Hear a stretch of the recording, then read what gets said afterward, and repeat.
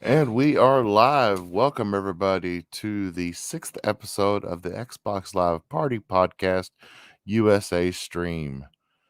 And I'm joined tonight by Powerman 4K and Slayer Exclusive. Thought we might have gotten John Blue tonight as well, but apparently something's come up. I've reached out to him and we're waiting on a response.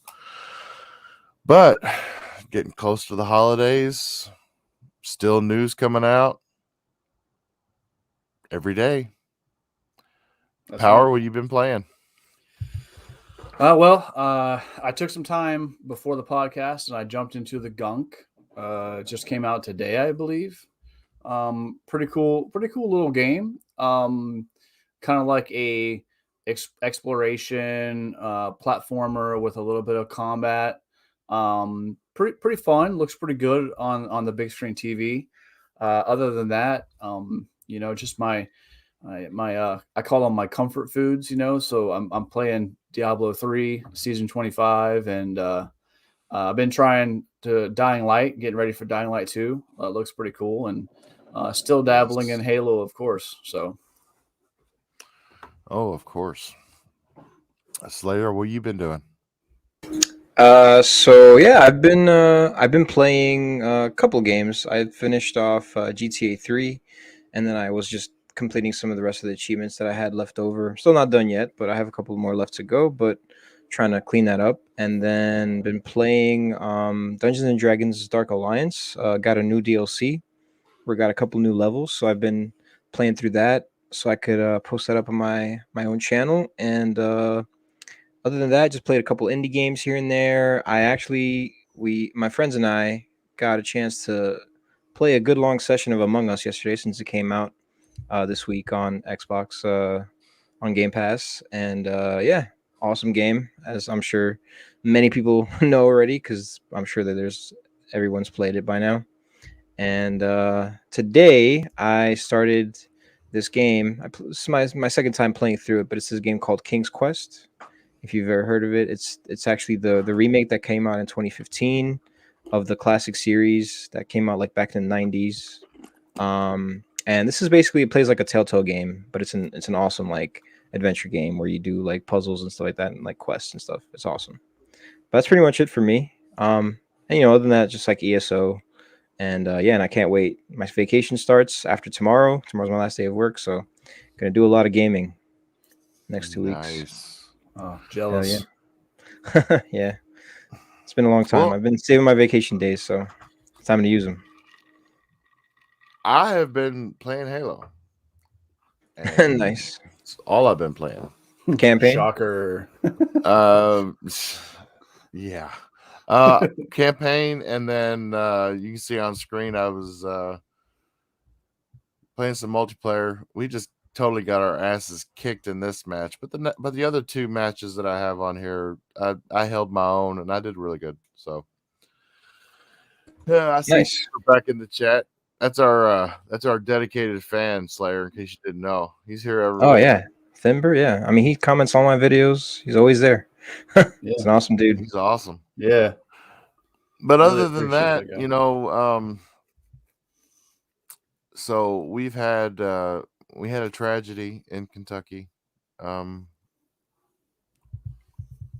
early this week with the tornado that came through. I think it's the longest running tornado in history in the United States. It went across 3 states, and most of that was in Kentucky, and so it was pretty bad. Me and the family were fine. A little property damage would have been a lot worse if I hadn't already had things buttoned up for the winter. But other than that, it's just surviving. And I built a computer for my daughter for Christmas over the weekend.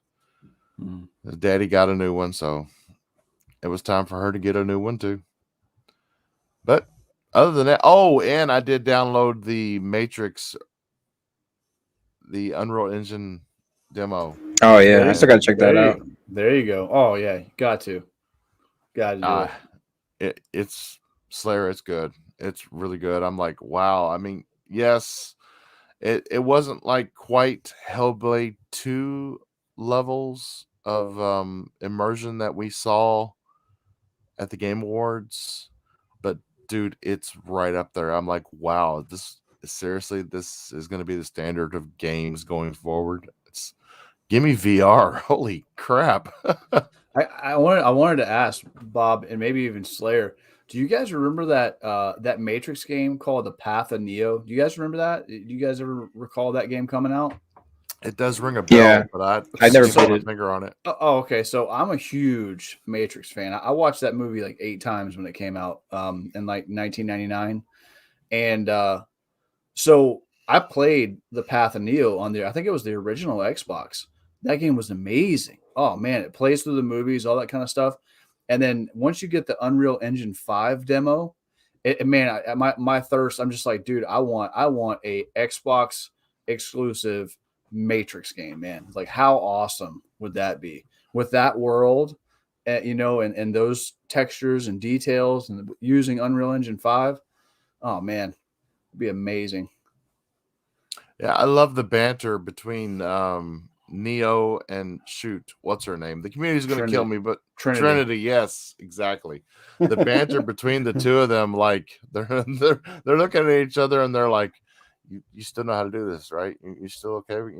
You haven't forgotten this, right? And I'm like, what the hell? Did y'all just wake up from 1,000 years sleep or some shit? Oh That's man, come crazy. on now. You're diving into the new stuff, man. I'm telling you, it's gonna be good. Yeah, if you all haven't noticed, Bob's a little under the weather, Oh yeah. but the show must go on. If I can speak, I'm doing it. So, what what did you take from that Matrix Unreal Engine 5 demo power?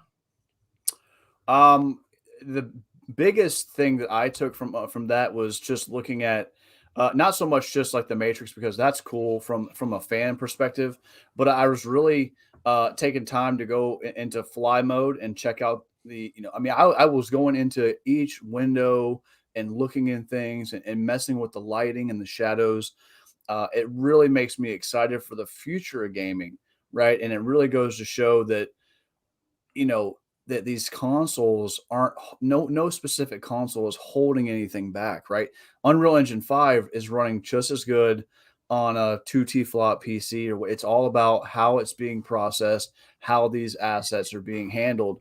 And knowing that Gear 6 is already in development in Unreal Engine 5, we're seeing Hellblade, which is obviously probably the best looking game I've ever seen ever, right? That was probably the best looking game that I've seen to date as far as visually. Um, and there really isn't anything that I think comes close as far as like Hellblade.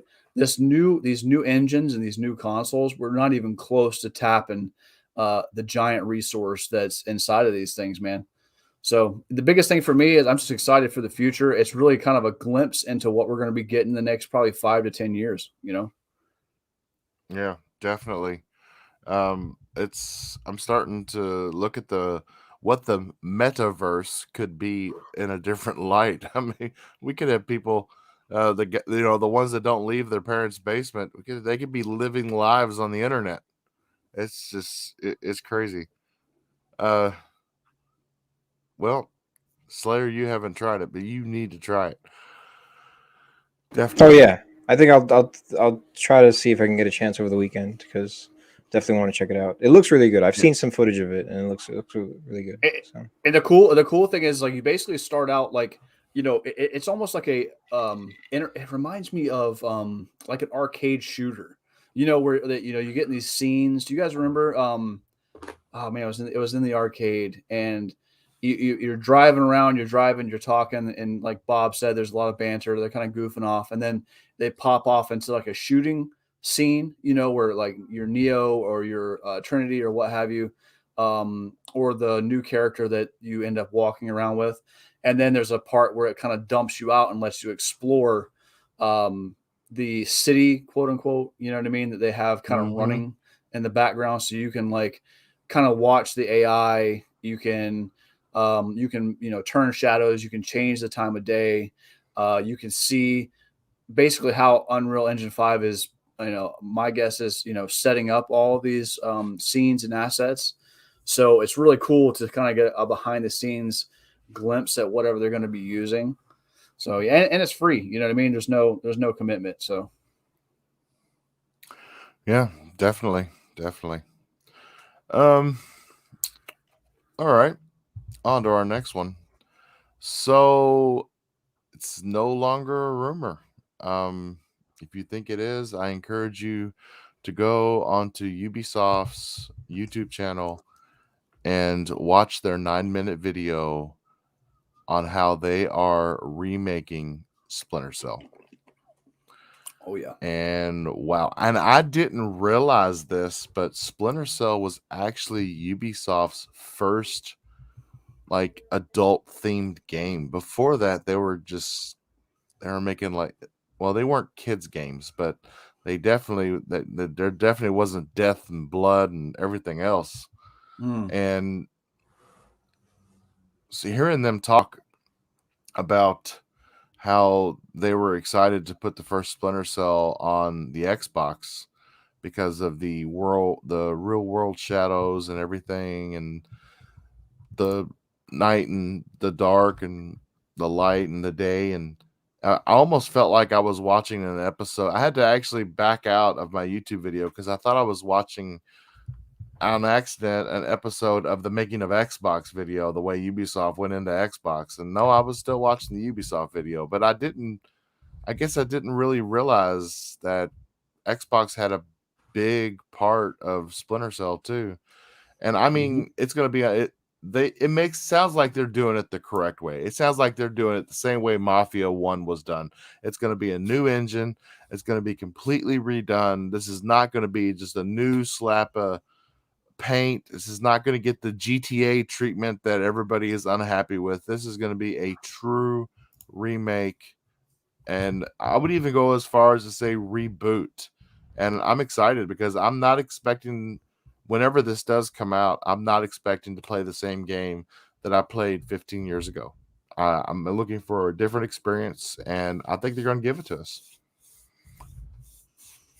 Yeah, I think so. It looks amazing, man. To me, Splinter Cell and the OG Xbox kind of go hand in hand, right? It was like one of those mature games that came out, and I was really, really into. I loved the style of gameplay that comes along with it, and that kind of, Splinter Cell kind of made me an Ubisoft fan back in the day, right? I wasn't like, Ubisoft wasn't totally on my radar until Splinter Cell, and then I was like, whoa, this game is awesome. You know what I mean? Played all of them. Super excited that we're going to get a remake. I mean, do you guys think that that's going to be like basically, are we talking like a Resident Evil 2 remake type level? You know what I mean? Are we talking like same game, but just crazy new assets and all that kind of stuff? Definitely looking at a Resident Evil. I mean, so I think the plot, if anything, the plot from the first game, and see, we don't even know if this is actually going to be just the first game. I mean, because Grand Theft Auto did their first 3 console games. I would be tickled to death to see the original Splinter Cell with Pandora Tomorrow and Chaos Theory. I mean, those 3 kind of, I feel like they went together. Yeah, but maybe. I mean, that would be like a fan's wet dream, but I don't know wouldn't it? if Ubisoft is going to take that route, only because of the fact that I feel like they hesitated to even like go down this path and actually release this game, or like even like think about releasing it. So I have a feeling like I'm excited. I mean, I love stealth games. I've played through the remake of Thief, which when it came out, that game, love that game. And I actually played it. Like, I try to be as stealthy as I could. I enjoy those games. I do like Hitman. Hitman is, I haven't tried it since Blood Money. I played like some of the new games a little bit, and I do enjoy them. I just feel like Hitman is like super intense. Like, you need to like do everything perfectly, and that actually takes a long time because you need to plan it out. Unless you use a guide, but sometimes I don't go that route. So, but I feel like, yeah, I do feel like it's only gonna be one game, and I do think for this first remake or whatever the hell it is, it's probably gonna be kind of like um I want to say Mafia, like Mafia 1, the Mafia 1 definitive edition that came out recently. Basically because, like, I think they want to kind of test the waters, and like, because of that fear that they initially had, I think that they want to kind of, tread carefully and actually see if, like, if they can do it, because I feel like they feel like they lost their mojo, and they don't need, you know they don't want to upset the fans, because it's been a long time, and I think they want to, be careful with it. So I, I Yeah, tell yeah, you, I agree. I think Sam Fisher has major mojo, and even if game bad, you put Sam Fisher on screen with night vision goggles, and you hear that, meow, everybody go crazy. yeah, no, I It, mean, maybe we'll see. Hopefully it's a good game, because if it bombs, that's going to be very bad for that series' his future. Well, So if you notice that they already put, like, they immediately follow that up with hiring, so this is clearly like this. I'm guessing this decision literally just got cleared. You know what I mean? Very recently. I mean, yeah, because they realized how much the fans were pissed at them because of the NFT bullshit, and then you got them, like, literally just like just this whole time people have been asking for this game, and every time they get basically shafted by Ubisoft with stupid, like, like, oh, if Sam Fisher's in, you want Sam Fisher, well, you're not getting a game, but you're getting him in freaking Rainbow Six Siege, or in like this other game, in freaking Tom Clancy's Ghost Recon Wildlands, or some, they just keep putting him, like, to other games, but they never actually made a game for his own. So Yeah. well, I'll tell you one thing I didn't really like about what they did to Splinter Cell before the hiatus. So you had the first 3 games, and I'm trying, for the life of me, I can't remember the moniker of the first game. Do you either of you remember what it was called? the very first one, It wasn't was it? Splinter Cell Stealth Reimagined, or Stealth. It was something. I can't remember what it was, but it had a moniker, like the second one was Pandora Tomorrow, and the third one was Chaos Theory, and the first one had a moniker after this name Splinter Cell as well, and I can't remember what the hell it was. I'm looking it up, and it doesn't look like it. Yeah, it looks like it was just Splinter Cell. Oh wow! Then they See, had Pandora Tomorrow, then Chaos Theory. Then they had something called Essentials. I didn't even know of that one. Didn't even know. Oh, that was yeah, me Yeah. PSP. neither. That's why. That was PSP. That's why. Then Double Oh yeah. Agent, then Conviction, and then Blacklist was the last one. Yeah, so Double Agent was the last one where we saw a not really a young, but still the Sam Fisher that we all knew and loved and remembered. In Conviction, they aged him so much in that game. I'm honestly believing that we do need a remake at this point, because Yeah. they've aged him in Conviction. So where do we go from here? You can't really make new ones because he's an old man now. So yeah, reboot it, remake it. Let's start from scratch. And I gotta go. My food just got here. I gotta go get my food. So you guys talk about this. Yeah, no, I think the remake will be good, man. I think that it'll kind of invigorate the series. Everybody, I mean, literally, I think every Ubisoft post or every video that we see, you see somewhere in the comment section about somebody saying, "Where is Splinter Cell?" And they tease us in Rainbow Six Siege by putting them in there, and kind of putting Splinter Cell in all these other areas. And it's good to see that basically the gamers spoke up, and finally enough people paid attention, right? I mean, yeah, yeah. Like I said, like, I think Ubisoft was just under fire constantly, just because of all the things that they were doing. Like, I mean, even with even with the new direction that they're trying to take, Assassin's Creed in, not a lot of people are necessarily a fan of it. So it sounds interesting to me. I mean, it's going to be like one platform. Hopefully they don't change the gameplay too much, but But yeah, in terms of Splinter Cell, yeah, no, I mean, like I said, it's been a long time coming. I mean, at this point, it's been what 7, 8 years now. It's going to be 9 in literally in a month. So yeah, I mean, they're dropping bombs like even with the remake or remaster of Prince of Persia. That's been on hold for a long time now. That Oh was yeah. supposed to come out like 2 years ago. So they need to Yeah, get their shit together. there's actually been comparisons made to this Splinter Cell remake and the Prince of Persia, and people are like, "Well, I hope it doesn't wind up like Yeah, Prince of Persia." And I'm thinking, that. how was that remake? And then I remembered, oh, that's right, we're still waiting on it.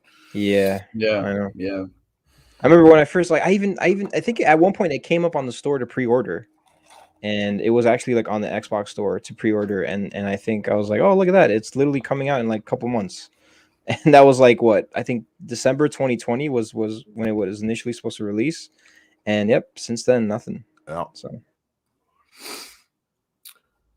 Well, that's our show, everybody.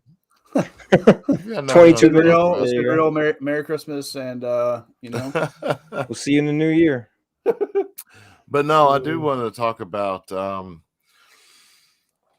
real quick, Bob. Amazon getting in there, ain't they? Amazon could be a real competitor. Yeah. Yeah, right? In Yeah, gaming? yeah, in gaming. Yeah, I their don't know about streaming that. service. I don't know. I tell you, if anybody could do it, I think it would be Amazon. I don't know. I don't agree with that. Are you talking from firsthand experience, Bob, or did you? No, I mean, I'm just every saying. single one of their games has literally failed except for New World. New World is the only one that's kind of holding on. But every other game that they try to release, I mean, maybe like in terms of their streaming service, maybe that's a different story. But game wise, they're not doing well at all. So I know, but I've been seeing a lot of advertising from them here lately, and I don't know. Somebody made the decision to pump some more money into that. yeah, I mean, if hopefully they fired their director, whatever I forget his name, but he was like, I remember he knows he has no knowledge of video games, like he doesn't play them himself, so not that that's a requirement, but like he's literally like a businessman first, and that's it. Like I remember reading some articles about him, and he literally just that's all he's after. He's after the money. He doesn't care. Like he's the main reason why all the projects have failed, because the developers are always coming to him and telling him like, listen, we need to do this. We want to do this. He's like, no, cut corners. Do this instead. And it's just like, it's these decisions that like the developers are just like, what? They're just scratching their head. And it's just like, it just leads to them like having to cancel the project. And it's just like, wow. And some of those games could be like really good too. Some of them seem very promising. It's a good thing that New World is doing good, but all their other projects have pretty much disappeared. Well, and New World may be doing good because isn't that the only place you can play it? Yeah. Well, yeah. I think it is on Steam though. Actually, I'm not sure. It's on Steam. Yeah, it's on Steam. I think that a lot of that has to do with the, there's a lot of going on with Activision Blizzard, as we all know, right? So a lot of people are pushing away from the World of Warcraft, and they're basically hungry for other MMOs. New World was kind of hyped up to kind of be this new replacement for that, but the reality of it is that gamers are fickle and they like to move on, and it's still doing well, but I mean, right now on Steam it's got 85,000 people in game. I mean, I would wager that even World of Warcraft right now, with all the stuff going on, probably has several 100,000. You know what I mean? That are playing right now with no new content. You know what I mean? And I'm not even factoring in Final Fantasy 14. Because I can't really speak. I mean on that game, that game is killing it. Yeah, they had to shut the servers down because so many people were trying to play it. They had to stop selling the game. So they had to stop selling it so much. That's freaking insane. It's great. There's servers, Power Man, are you drinking? I could have swore you just said hundreds of thousands of. Don't you know Warcraft is dead? Well, Elder Scrolls Online killed it. I don't know about that, sir, but I definitely, World of Warcraft is still probably the largest MMO in the world. Final Fantasy, it just recently crossed it in concurrent numbers. But like I said, gamers have short memories, and they drop a big expansion. People come back. It is what it is. MMO players kind of do that, but yeah. As far as like Amazon New World, I think it's got potential. But I worry about these large companies. Same thing with Stadia, right? Like Stadia jumped in the gaming market hard, and they were like, "Oh, we're gonna do this. We're gonna make new games. We're gonna have exclusives," and they came in strong. But the biggest problem that they had was they didn't make a console. Just relying on strictly cloud gaming alone with nothing else behind it, in my opinion, is dangerous. You know what I mean? Because now you're relying on too many factors to enjoy the gaming experience. And so what happened? Stadia shut down their first party studios, and now they're basically just a service to access games. And like the Stadia Premier Edition is $22. It's sold out, but it's $22. You know what I mean? Yeah.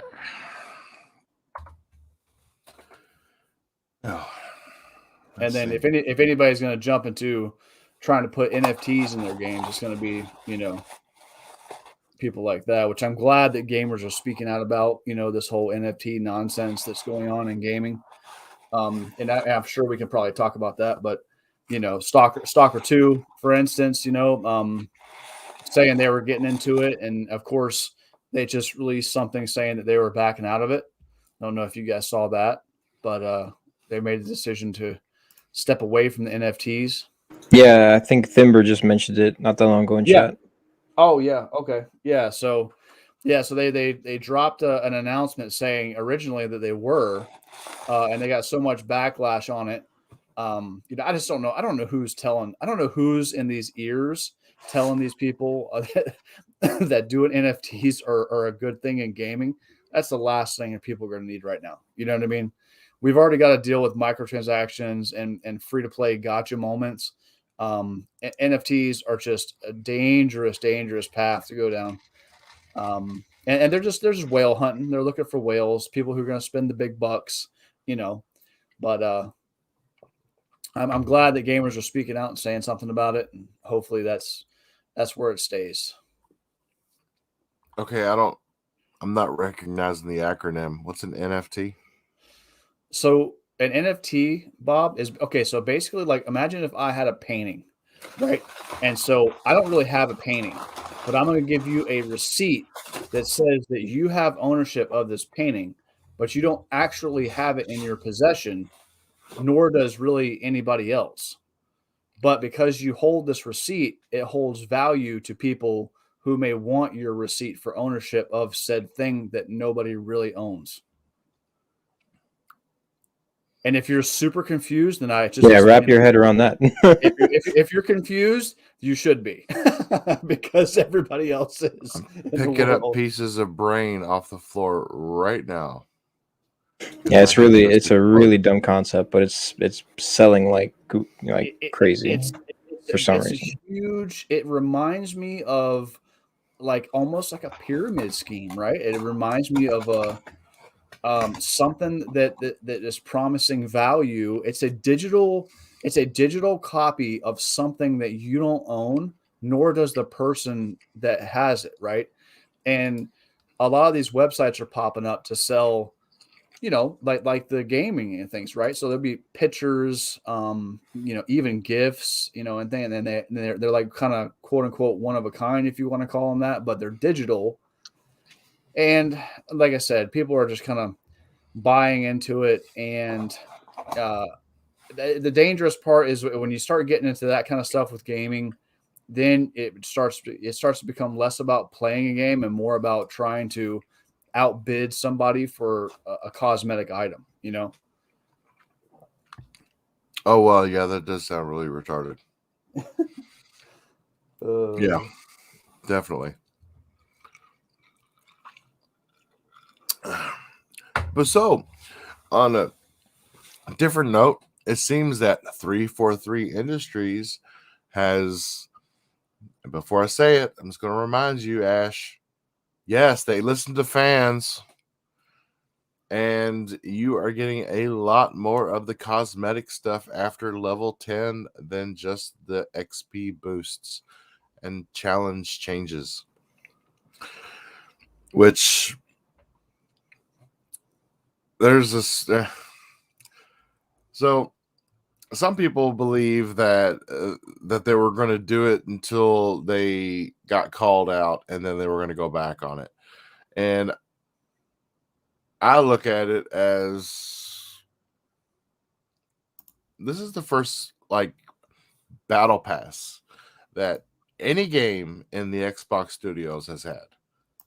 You can't go off of Call of Duty, and you can't go off of Well, no, Battlefield. I mean, Sea of Thieves. Forgetting that one's had a lot of battle passes for a while now. I think it's up really? one. Yeah, yeah. Believe it or not, it's like number See, you can 5 tell at who this doesn't point. play Sea of Thieves. Yeah, and I think literally this week. I mean, Halo has had it longer, but literally this week they added it to Minecraft Dungeons too.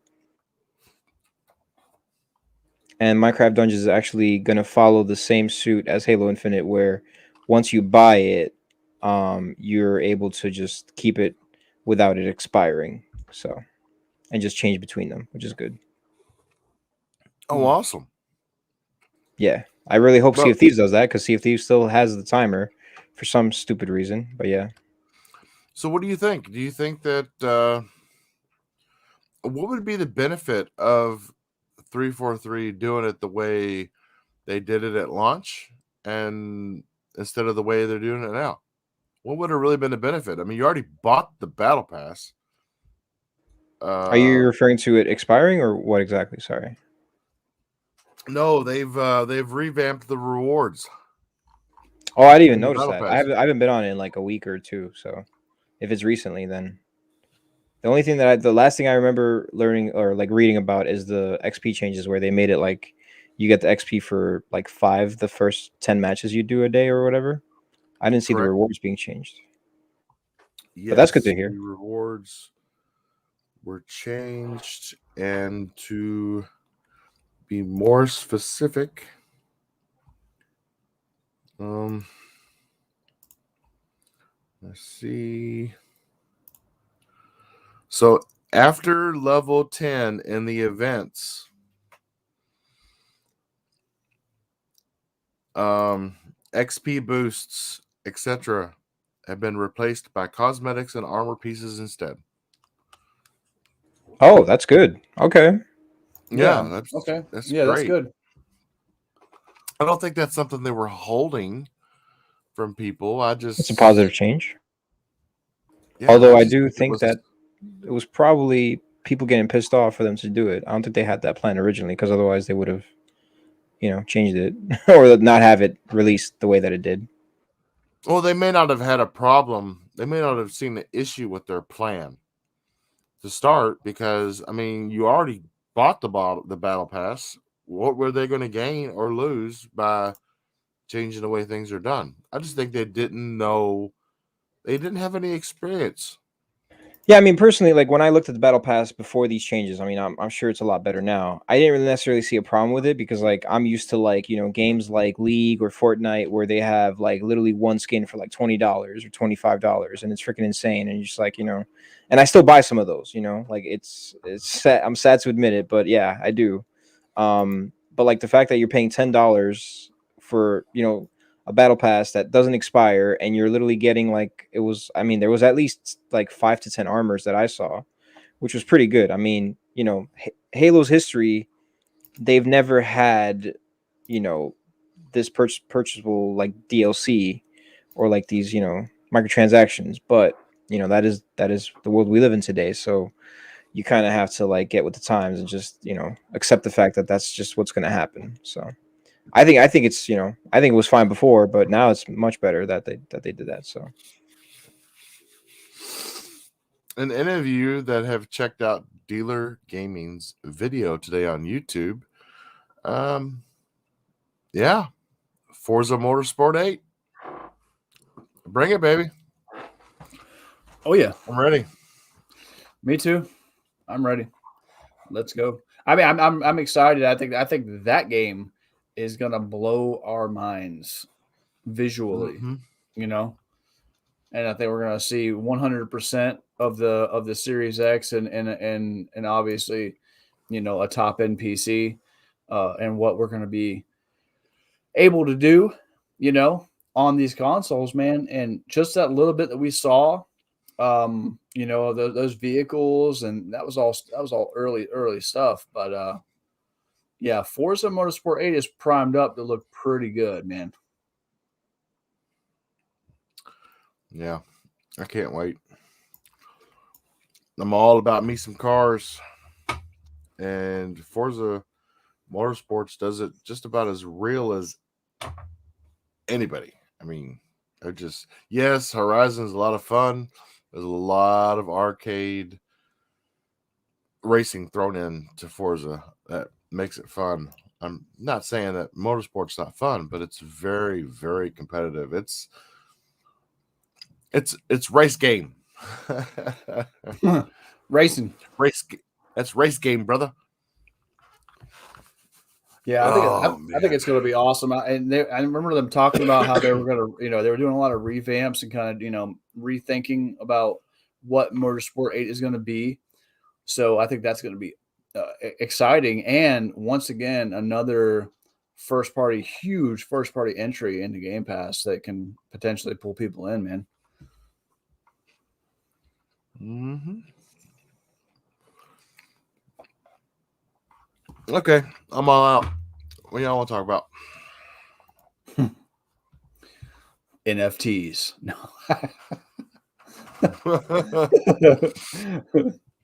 Let's see, what else can I make out of it? So, funny story. If any of you watch Gaming Beyond the Box, they have a little skit where they do the let's see, they do a FNP spot where it's a fanboy neutering program. It's just like it's a funny skit because fanboys need to be neutered. They don't need to reproduce.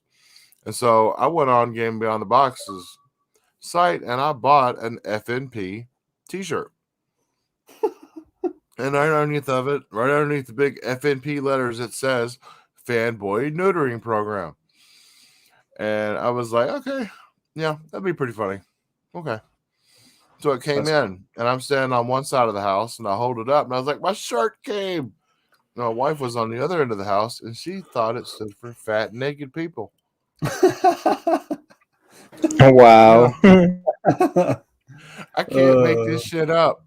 Fat, naked people. I wouldn't have it in me to tell her the truth, you know. Just let her keep going with that, you know. I looked at her and I said, "Are you calling us fat? What the hell?" Yeah, they've been in an uproar since we saw Hellblade at the Game Awards. That's for sure. They don't want to believe it, man. They don't want to believe a game can look that good and be that mature and story driven on Xbox. You know, it's almost like all these narratives are dying one by one. I mean, and it's only gonna get worse for them from here. If you're expecting less games from 2022 on, you're going to be sadly disappointed because 2022, actually, you know, from February on, 2022 is just going to hurt so many people's backlogs. It's going to be so incredible, man. Like I don't know how I'm getting to these games. My backlog's screaming for mercy now. Exactly. I still haven't finished same. Far Cry 6. I mean, I haven't even started that game. Oh goodness. Yeah, that's what I'm saying. Like I have so many that I would love to just go back and just, you know, play, check out and what have you. And then I'm like, oh my God, Elden Ring, Dying Light 2. I mean, just so many coming out back to back to back. Then Stalker 2 looks amazing. And then I'm pretty sure Forza Motorsport 8 is sometime next year. And then obviously once we get later on in the fall, then we got Starfield. Then I'm pretty much done with anything when that game comes out. You know, because that's Han Solo Fallout. You know what I mean? Like, I mean, how could you go There wrong? you go. You know what There I'm you saying? go. Like, oh I man. still got to play Horde mode on Doom. You promise it's there? It really is. Yeah, when we talked about it, I literally played it. I literally got off and I played it, a match of it right after. It's awesome, dude. Like but it's no joke, bro. Like it's no joke. Like it it will punish you if you're not on top of it. And there's okay, so whenever you do like those like the rune rifts or whatever, when you go do the challenges, Yes. Yep. it's almost like that. So it's like, but it's round based. So Oh there's wow. limited ammo, and you have to be constantly, using your chainsaw, and then, so it's like those real high intensity bouncing back and forth.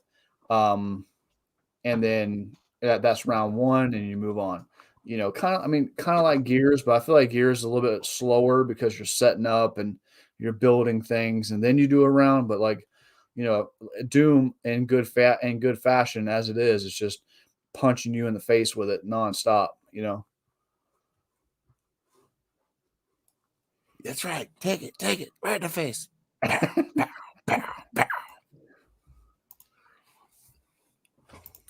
Sorry. With the sickness, I can't give you the smooth sounds of KY, so I was going to give you the funny sounds of KY. Oh man. So, I mean, where do we think? So, I haven't beaten Halo Infinite yet. I don't know if either of you have, but I'm assuming that from everything that I've seen, and keep in mind, I've stayed away from everything that looked like it was going to go into spoiler town. But from everything I've seen, it doesn't look like we're going to explore this entire ring, the entire Zeta ring. So with 343 coming out and saying this is a 10-year plan of a game, are we going to be getting more parts of the ring, or are we going to be rinsing and repeating the same? Or I mean, I would be all right with it, don't put me solely in a new area. Let me go back to the old areas too. But I don't know. I guess I should have finished Halo Wars 2 because I honestly thought that Atriox was still alive. When did Atriox die? I mean, he's standing there, he's alive and well, drops Master Chief into open space. Mhm. And when Master Chief is rescued by the Pelican, pilot, the next thing you hear is Atriox is dead. And it's like, but Atriox is the one that just dumped Master Chief into space. So what's going on? Where's Atriox? And I had heard that Infinite is supposed to pick up directly after the story events of Halo Wars 2, and now I'm regretting not finishing Halo Wars 2. Yeah, Because that may give me some insight. Yeah, so like the general consensus is that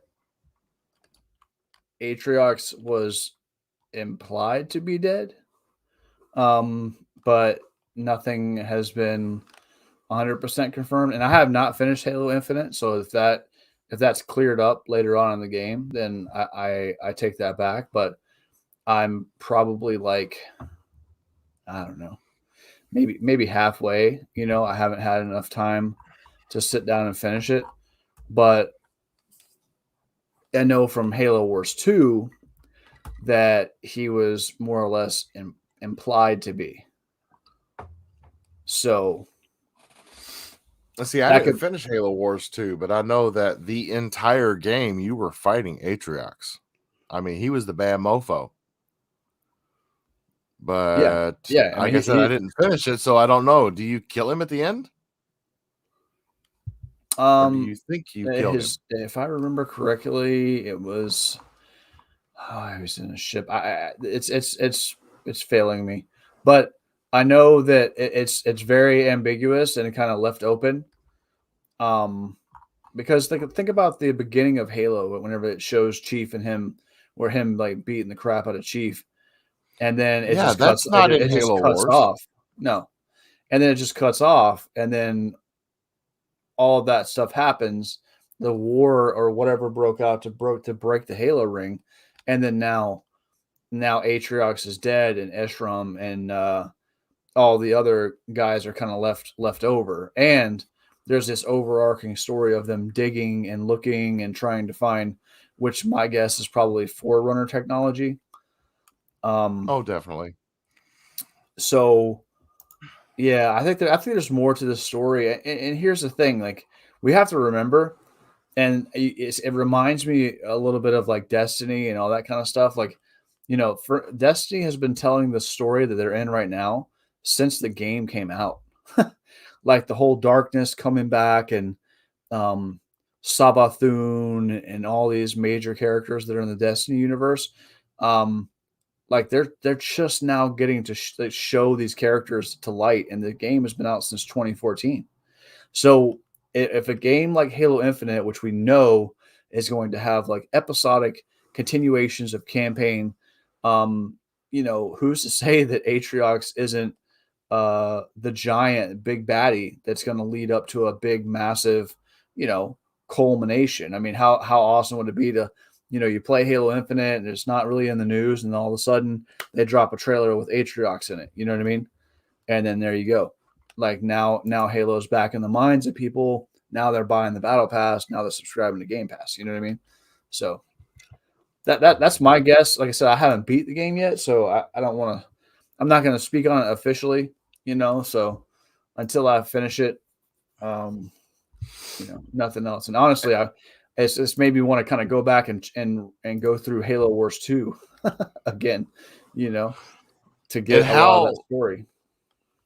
and how cool would it be at the very beginning of one of those DLCs or episodic contents, you see a flood ship crash landing into Halo Zeta, Oh man, that'd be crazy. right? That'd be crazy. Like, oh my god, not again. The flood has so much potential. Imagine like a Halloween event with the flood on Zeta Halo Ring, and they just kind of let you run around and just like do like almost like horde mode of just fighting off these giant waves of the flood. There's I so mean, much potential, man. the flood in an open world. Oh god, Yeah, sign me up. That's terrifying. How far have you gotten, Slayer? So I'll be honest, I actually haven't started because I'm trying to stick to my guns and wait until the co-op releases. I know that's Oh probably wow. crazy, but it's Halo's a game that I've always played it with somebody, and so I was kind of upset when they said that it's not going to have co-op, and I mean, I may have played it by myself, but like it was definitely not the first time around. First time around, I always play with somebody, with one of my friends. So I think that's what I'm gonna do. I'm gonna just wait till it comes out. So you know, it kind of sucks. I wish I could be playing it right now, but since there's no co-op, I just kind of have to wait. Now, I do have some perspective on that. Not, I haven't heard anything. It's just the way that I feel. After experiencing the open world of Halo Infinite, and I can see why they did put a hold on co-op, because if you think about it, an open world of this scale, I mean, they're really looking at the same issues that they dealt with State of Decay 2 times 10. I mean, what are you going to do? I mean, how far are you going to allow players to get apart from each other? And is it going to screw with the AI that this person's fighting over here? Or are they going to take off running over there towards where the other I mean, player is? I mean, it's a lot to take into account, and I can see why they delayed it. I'm not happy with it, just like you're not happy with it, but I see I do understand, because the world's massive. It is. yeah, I mean, look, I sort of understand it too. Like, I'm not saying like, listen, I'm not a developer, right? Like, I don't know all of the things that it takes to make these things happen, but I also feel like there's other games that have made it work. It's not like this is the first game that's trying to be an open world game that is trying to have co-op. Like look at Dying Light, you know? It's Dying Light is not necessarily an open world. It has areas. Like there's like 3 different towns, and then there's a DLC which also has like its own map, but like why not make it like that? Make it map based. You don't have to make a super open world game. Like I don't know how Halo Infinite campaign works. I mean, you've played it, so like I can't really speak on it. Whether there are any like transitioning borders or whatever, kind of like an an MMO, or like WoW is literally open world where like the continent can be explored without no loading screens unless you're going from continent to continent. Like with ESO for instance, each map has borders, and once you go to the next area you have to go through a loading screen. So there's different ways it could have been done, and I guess if that was just not in their artistic vision and they wanted to try to make it work with the way that they made the game now, I mean, I guess that's something that I can honor. Like that's fine, but I just feel like I said, there's other games that have made it work, so they probably could have made it work too if they just maybe made some slight changes. Like in Dying Light, you could literally be on one side of the map, and your co-op teammates could be on the other complete side of the map, be doing their own thing. Story wise, you always have to like teleport to each other, which that's kind of annoying. But I get that. I understand that they have to be near you to be able to like see what's happening, so the story can progress. And that's but like just like other Halo games, like when you're too far, it just teleports you, right? I mean, they could have done something like that too. Yeah, that's true. But I'm sure they wanted to. I'm sure they didn't want any boundaries. And to be honest with you, I don't think there should have been any boundaries. I don't think there should be when co-op does release. I mean, I expect you to be able to be as far away from each other as possible. I Yeah. don't want to be tethered or anything. No, I get that. I mean, I think there's a game, and I haven't played this game yet, but I've heard about it, and I've heard people that play it, like Divinity 2.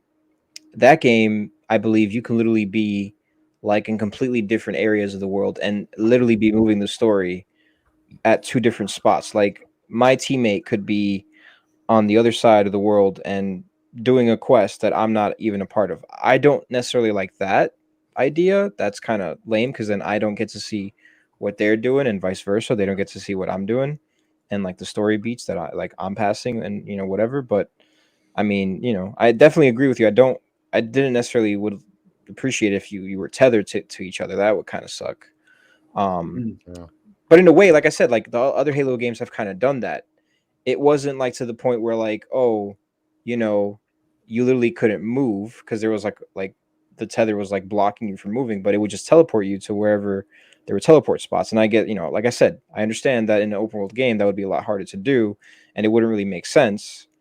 But I feel like, I mean, hopefully that they actually end up doing it, and I hope that it's 4-player co-op. Because if this is just like a 2-player co-op thing, then I'll be pretty pissed off. Because like I'm literally hoping to play this in 4 players. It would be a lot of fun.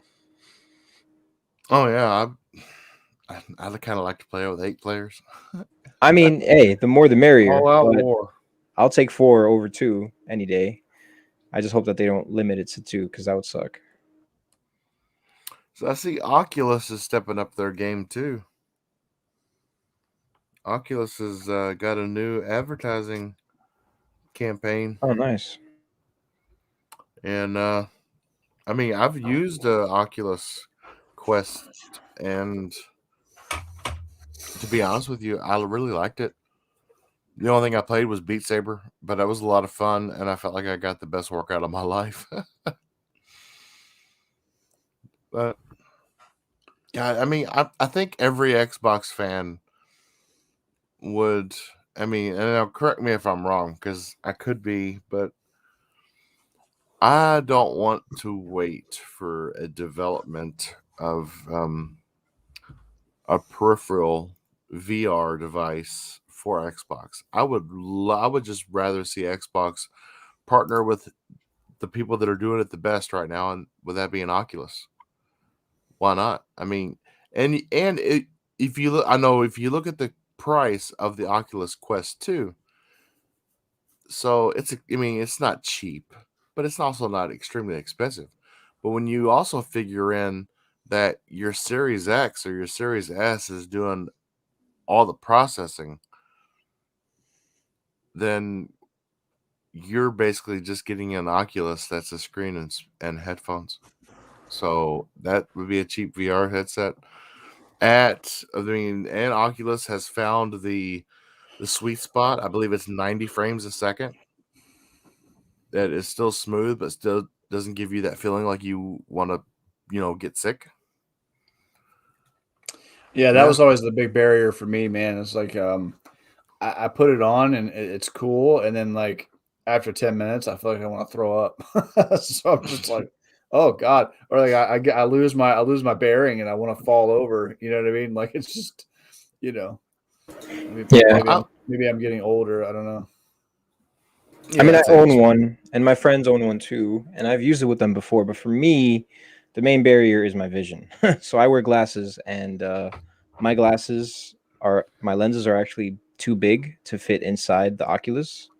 So so I need to get like the special lenses for it, and until then, I can't really use it. I used it a little bit. I use my older pair of glasses just to try it out. I didn't want to do it for too long because I don't want to mess up my vision any more than it already is because it's already pretty bad. But it was fun. Like I had a lot of fun playing with it. We played like this game. It was like this crafting game where you literally have to like cut a tree down and you could like take the branches and like build stuff with it. And it was kind of cool. And like they play like other games, because they use a lot more than I do. They actually play one of their favorite games is this game called, I believe it's called Wander, where you could literally like explore the world like it's Google Maps but in like VR form. So it's kind of cool. Like they were literally like outside my house in VR. Like it was kind of interesting. Yeah, that sounds pretty cool. Yeah, there's shout some out cool again. ideas. Shout out again to Thimber in the chat. Says I say it, VR is fun, but it's not practical. Yeah, I will always prefer any like a game with a controller. Like I don't think VR is for me necessarily. Me too. But at the same time, I'm the biggest Half-Life fan that I know. Ah, okay. And to get something Half-Life and it be restricted to VR, it literally broke my heart. Because I was like, oh, Half-Life Alex, we get to find out what Alex was doing before she came and, met up with Morgan. And then, no, it's only going to be on VR.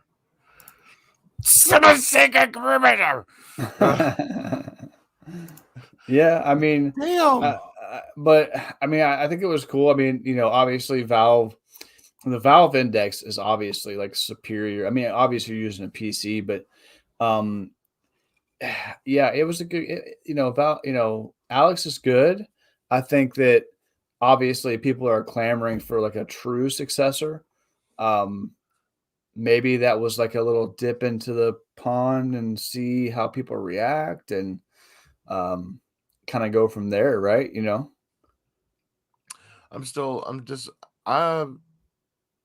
I believe there was supposed to be an episode 3 and it was canceled to Half-Life 2. So we got episode 1, episode 2, and then nothing.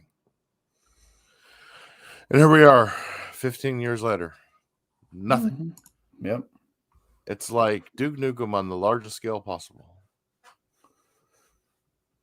Yeah, I am saying that I put Valve over 3D Realms. But yeah, I agree with that. I agree with that 100%. So, Slayer, haven't gotten to talk to you about this. What do you did you play Alan Wake? Have you played Alan Wake? Did you enjoy it? Yeah, I played the remaster recently, and it was good. I could feel the old age of it for sure because it was very repetitive and didn't really have a lot of variety for my taste. Like I'm kind of used to those games kind of having more exploration, which it didn't have really, other than like the collectibles. Which, God, I really hope they don't do as many collectibles as they did for this one because this one was like like 100 coffee thermoses and all this other crap. Like it was just too much overload. And I did them because I'm an achievement hunter, so I had no choice. But yeah, I liked it. I think the story was kind of cool. I feel like for me personally, it ended on a cliffhanger. I don't know if I missed something or if I'm alone in that thinking that, but I definitely feel like the game didn't have a good resolution. It kind of left me like with a lot of questions, and then the DLC, I played through the DLC, didn't really answer any of those questions. So yeah, it was good, but there was just a lot of like meh things about it for me personally.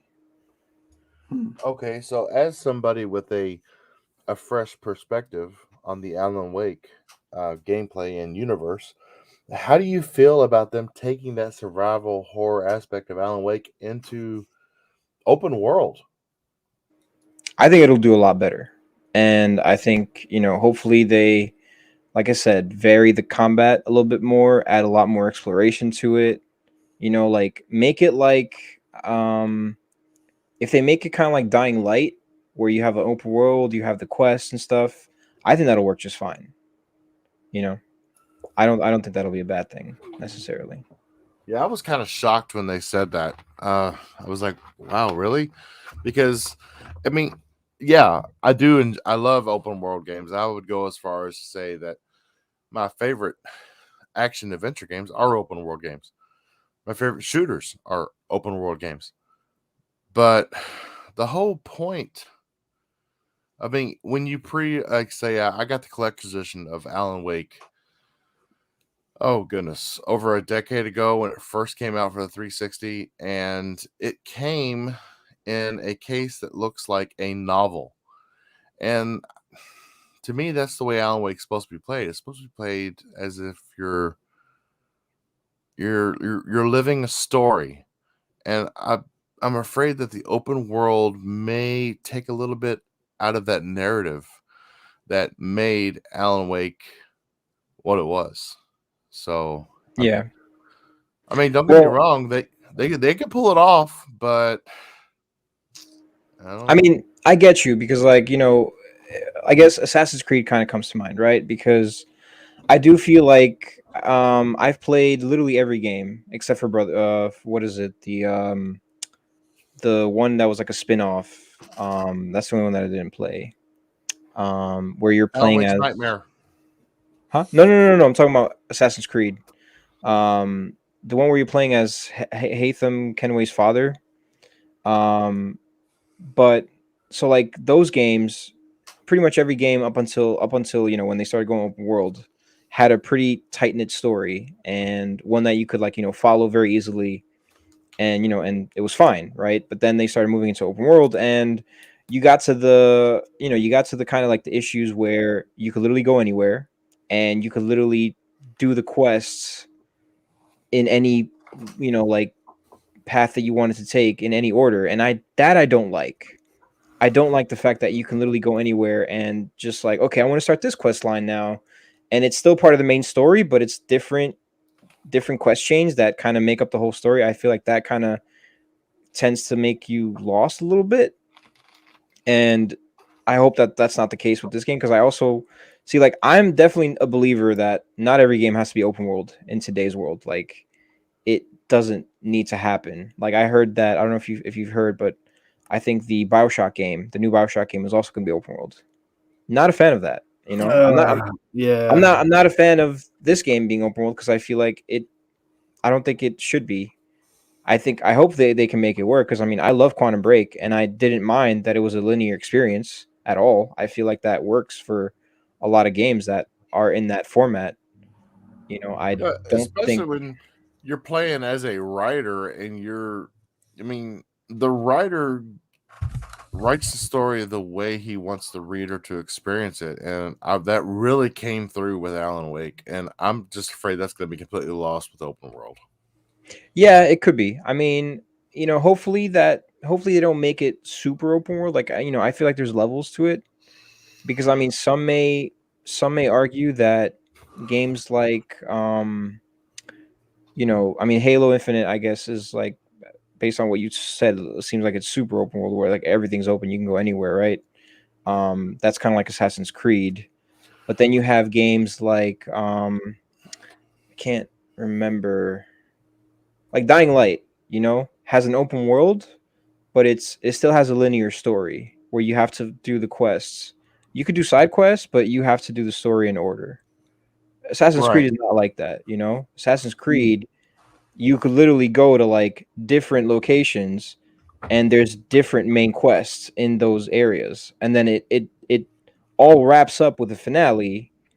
But if and I'm sure that they try to make it so that no matter where you go, it doesn't necessarily kind of make you lost, but I feel like it's just the nature of the beast when it comes to that. Like you'll end up getting a little confused because if they are supposed to be done in a specific order, I feel like, and that kind of takes you out of it, in my opinion. Yeah. So we'll see. I mean, I'm not happy about it. I think, like I said, I don't think that linear closed, like on rails games deserve to not exist anymore. I feel like there's a place for them in this market. Like, and I don't think that they should all be open world because like BioShock, I can't imagine that game being open world. Like that's kind of dumb in my opinion. Yeah, no, that's gonna be weird. I mean, I loved especially the first two Bioshocks, man. Like, I was huge on that. And I'm also thinking of like another series that I really love, which was Dead Space, right? Like Dead Space was real tight and had like a linear design, and in my opinion, it's one of my favorite games of all time. Um, so no, I don't. I agree, Slayer. I think that I don't think that every game has to be open world, nor do I think that making a game open world is somehow bringing it to the next generation. You know, Yeah, um, that's a dumb argument if anyone makes that, honestly. yeah. I mean, and I mean, as much as a lot of Assassin's Creed games, especially the newer ones, they get a lot of hate from people who are like purists and like the old ones. I enjoy the new ones, but at the same time, there's so much there. You know what I mean? That game would absorb your life. I had a buddy who played Assassin's Creed Origins, Odyssey, uh, both of those games to completion, and I think that was the only thing he played for that year. Yeah, I mean, Um, I did the same thing. I to pretty much completed 100%. every one of them. Yeah. Yeah, so we're talking about hundreds of hours of content. You know what I mean? So that's a serious dedication. You have to really commit to. All right, this is an open world. I'm going to be exploring, and then if you're any kind of completionist, or you just get bogged down in side quests or something like that. So yeah, every now and then I like a really good 20-25 hour linear, you know, go mess some stuff up and enjoy a good story. Yeah. No, I agree. Hmm. By the way, Bully 2, that rumor has been going on for a while. I'm shocked that it hasn't come out by now. Like I remember before Red Dead Redemption 2 came out, they said that that was gonna be their next game, and it wasn't the case. So I'm hoping for it because I love Bully, but we'll see, hopefully. Yeah, Hoping. Bully was a great game. It was, yeah.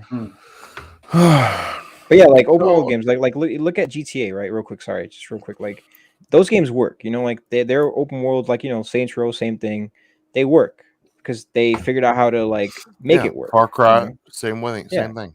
yeah. But not every game fits that format. I think. Like if you've established a franchise and it started off as open world, I feel like it doesn't matter to keep it open world. But if you have a franchise that has always been a linear, compact experience, I don't necessarily think like it's gonna necessarily do it any favors. And that's what Alan Wake was. It was, I mean, you could venture off the path a little bit, Yeah. but you couldn't like go to an area you're not supposed to go to.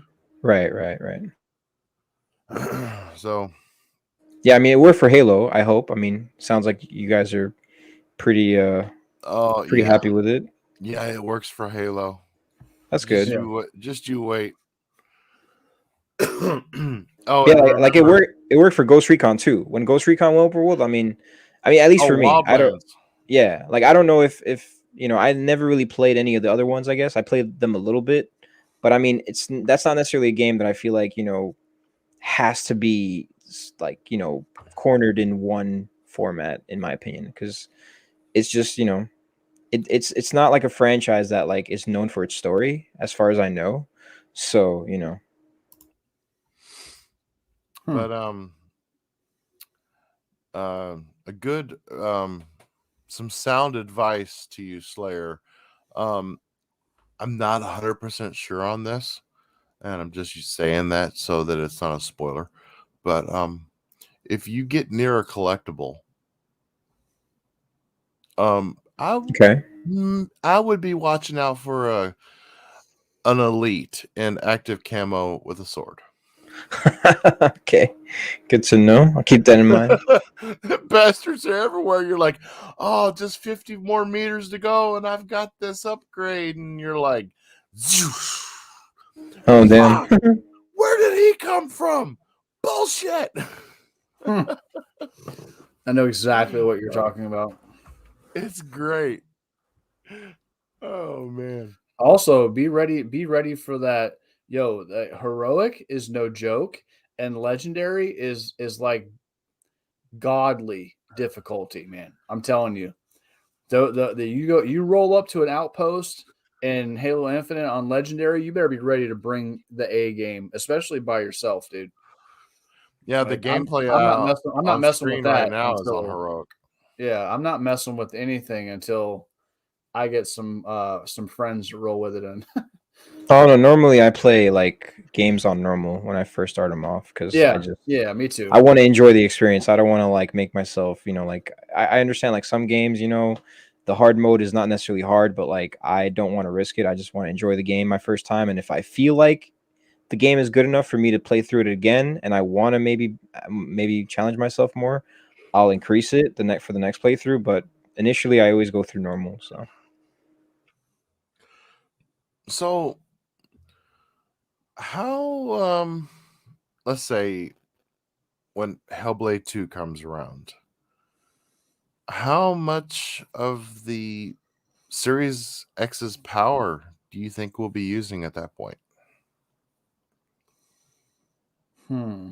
it's a good question. Well, I mean, I mean, hopefully 100%. Like because I keep hearing little tidbits here and there about, well, they're not really using the mesh shaders yet. They're really not using the machine learning yet, and you know, I don't know what to believe. And and then theoretically there was what 24 teraflops of there was 12 teraflops of computing power, but then there was also theoretically 24 teraflops of ray tracing. Um, so I don't know if it is that good at ray tracing. We've seen very little of it so far. I know that. yeah, I think I don't know. So this is a little bit of a gripe, and I know that it's a software issue too, but I don't think that we're seeing as large of a gap between the Series X and the PlayStation. Even with the quote unquote T flop count or whatever, right? Like we've seen games kind of go back and forth. Like Series X might have a higher resolution, but the PlayStation has a more stable frame rate. Yada yada yada. Now, granted, these are a lot of old games, right, that are just kind of upgrading, so a lot of that can go into play. I don't think that we're going to see a whole lot until we really start seeing these games solely being made for next generation and high end PCs, right? Because let's just face it, like a 3090 is already like leaps and bounds above these consoles. So these consoles are setting the standard for next generation. And then, of course, the high end PC is going to be able to do it, a little bit better, more bells and whistles and things of that nature.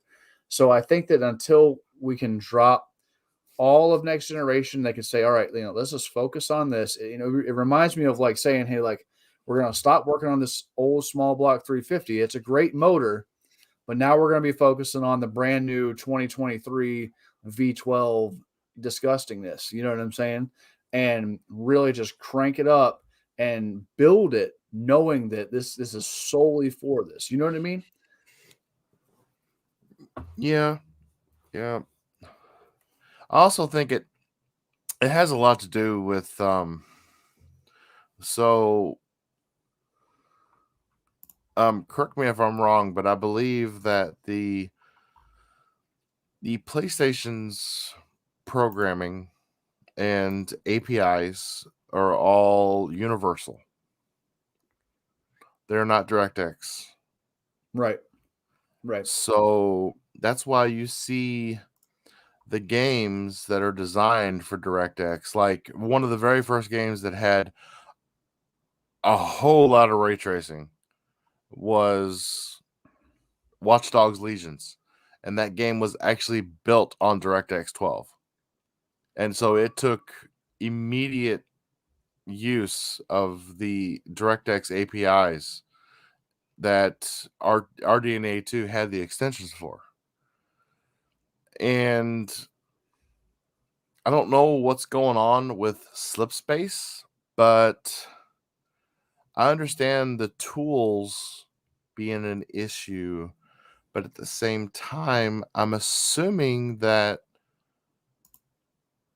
the slip space engine had to be built on the foundation of DirectX 12. So why aren't we seeing that right away? Why are we still only getting screen space reflections? And I mean, I want true ray tracing, DirectX 12 ray tracing. We saw it in Watchdogs, but I'm not seeing it in Halo Infinite. That should have been the ground floor of the slip space.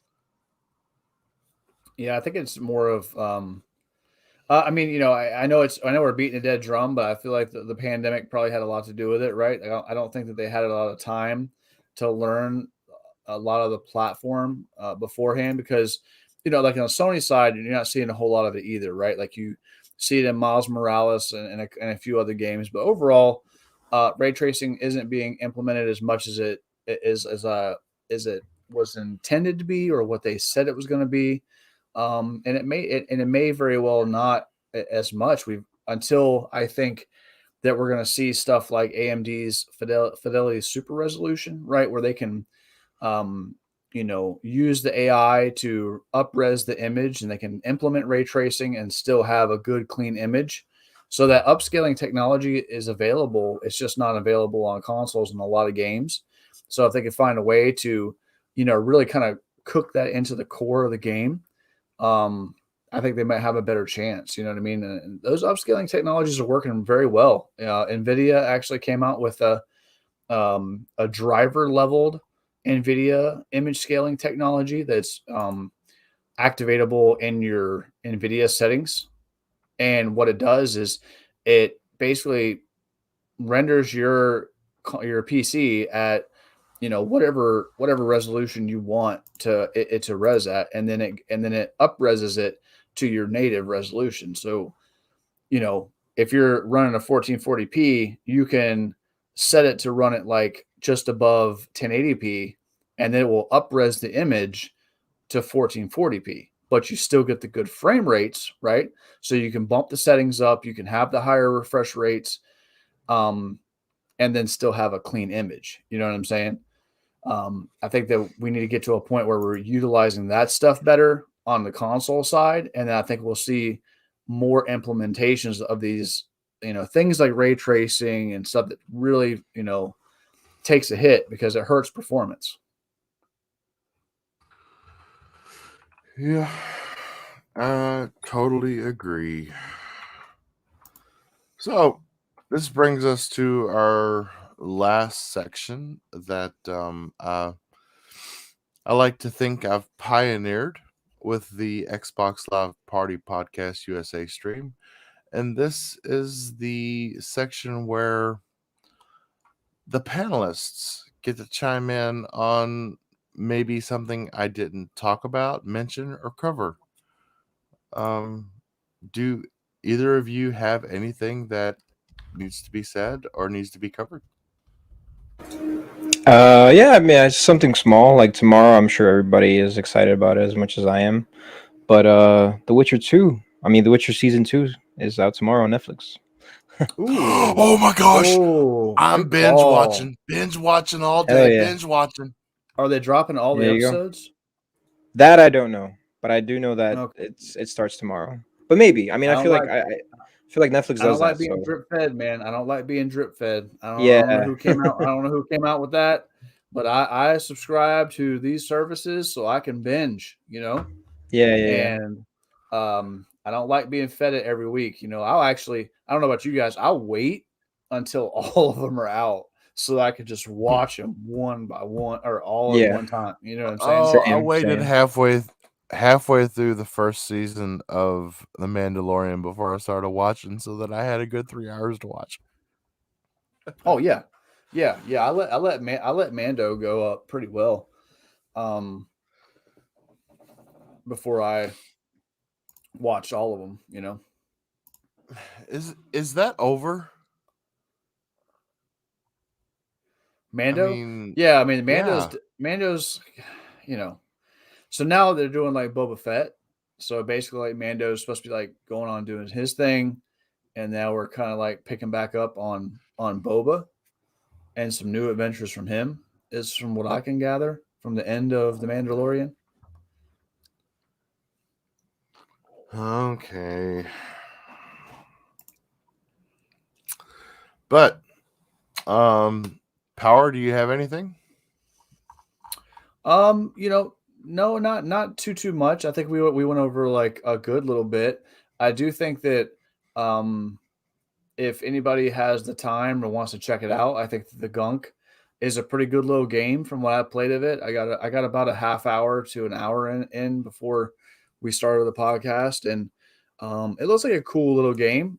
Seems like you know basically dropping on planets. You're like a poor little kid trying to make some money and kind of stumble upon this you know really amazing thing that you can do. And um, I think that it's a decent little game. It rated like 71 on Meta, but at the end of the day, I've liked. Listen, we talk about Metacritic, right? So Metacritic is so subjective, right? To say like I would have liked Halo Infinite if it would have gotten a 45 on Metacritic. I wouldn't have cared, you know. Um, I played. I have 3,640 hours logged in on Destiny, and that game rated 69 Metacritic when it launched, and I didn't care. You know what I mean? Like, the Metacritic did not bother me. It was the gameplay loop, and it was just a game that I enjoyed. If I find a game I like, I play it, and nobody else's opinion matters. Play the game, give it a shot. I think it's a pretty cool little game. It kind of reminds me of has that Psychonauts kind of goofy, kind of bantery type thing with it. So give it a try. Yeah, well, I got one up on you. I got one up on you on my tastes compared to Metacritic. Okay. So, Duke Nukem Forever. I loved that game, and it barely broke 50 Yeah. on Metacritic. Yeah. I remember being really excited for that game too. I remember really being hyped about that game. But that's all. That's just because for so many years it was the release of that game was a myth. It was Yeah. never going to happen, and then all of a sudden, like it was like it came out. It's coming out a month from now. Everybody's like, "Oh my goodness, a month from now!" And then the posters started going up in GameStop, and you're like, "This is really happening." Awesome. Yeah. I actually enjoyed it too, like because it stayed true to like the series roots. And I feel like that's if you were like a fan of like the old games, you felt right at home playing that game. Yeah. Yeah. The Duke Nukem portion of Bloodstorm, was it Bloodstorm? Yeah. Bulletstorm, Bulletstorm. Bulletstorm, yes, the Oh Duke yeah, Nukem portion of Bulletstorm. Yeah. Bulletstorm. That was good as well. Well, that brings us to the end of the show, everybody. I would kindly ask you all to like, share, and subscribe the show. happy holidays and a Merry Christmas to everybody. My name is KY Bob. You can find me on YouTube, Xbox, PlayStation, same name. For some reason, nobody else wanted KY Bob, so I had the pickings. Power Man, where can they find you? Oh man, I'm in my normal spot, man. I'm on Twitter at PowerMan4K. I'm on YouTube at PowerMan4K, and you can catch me here every Thursday, chopping it up with you guys. That's right, my merry band of misfits. And Slayer, where can they find you at, brother? Pretty much Slayer exclusive or Slayer exclusive gaming on YouTube, Twitter, Facebook, gaming everywhere. And with you guys every Thursday, and whenever the other Xbox Live Party podcast will be in the new year, we'll see. You can find me on Twitter at KYBob also, and the KYBob YouTube channel hasn't seen any action for a while, and I'm working on fixing that. But until then, you can always catch me as your host of the USA stream of the Xbox Live Party podcast. Everybody have a good night, a safe holidays. Good night, guys. Merry And Christmas. Shout out to Thimber. Thank you for joining Shout us. out, all Thimber. week. Shout out, Thanks for Thimber. joining us, man. Appreciate it. Our Have a good number one. one dedicated fan. Indeed. There will not be a show next week, the day before Christmas Eve, but there will be a show the day before New Year's Eve. So we're only going one week without a show, and that is next week. But we will be back the week before that, before the weekend of the New Year's. And have a blessed holidays, everybody. Good night. Have a good one.